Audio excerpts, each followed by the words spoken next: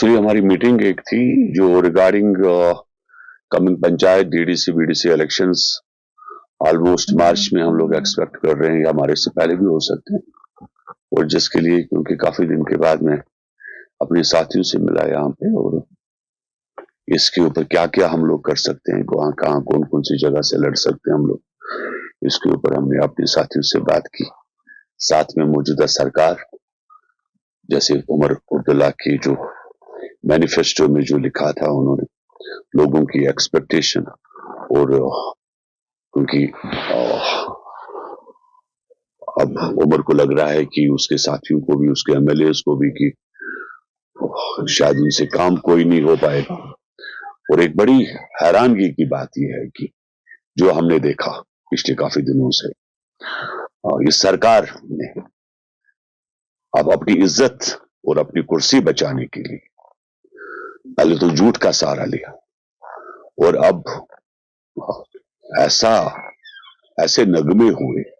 आप जानते हैं कि पिछले 4 दिनों से बर्फबारी हुई जम्मू कश्मीर के, बर्फ उठाई नहीं गई, लोगों के पास बिजली नहीं है, लोगों के पास पानी नहीं है। तो ये सब सिलसिला जो चल रहा है और मुझे याद है 5-6 साल गवर्नर रूल रहा, चाहे सतपाल मलिक जी रहे, मरमू जी रहे, मनोज सिन्हा जी रहे।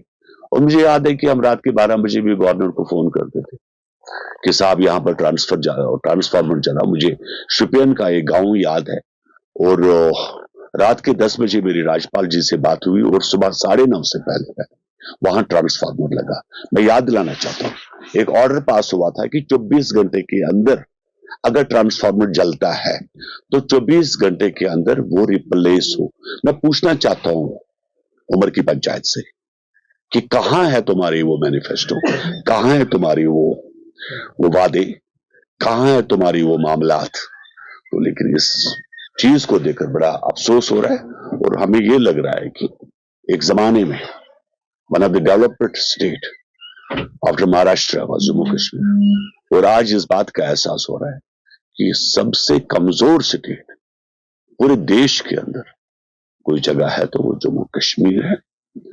और अब अफसोस इस बात का है जो फंड्स जो मैं आज बता रहा हूं ये आने वाले 2 महीने के बाद आप लोगों को ये सब चीजें फेस करनी पड़ेगी कि जो फंड्स हमारे पास आए थे अप्रैल में जाकर गवर्नमेंट ऑफ इंडिया ने जो भेजे थे और अभी पता चल रहा है कि वो यूटिलाइज नहीं हो रहे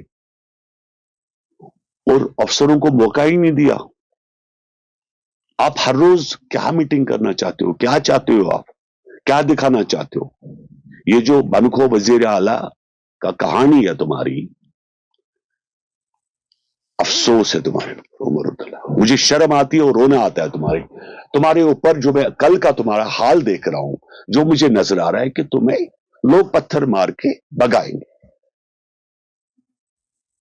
अगर यही सिलसिला रहा जिस सिलसिले से तुम्हारा काम चल रहा है उमर, वो दिन दूर नहीं कि तू जम्मू कश्मीर छोड़ के भाग जाएगा, लंदन में सेटल हो जाएगा। अरे कम से कम यार लोगों के पास तो पहुंचो। तुम दिखाना क्या चाहते हो?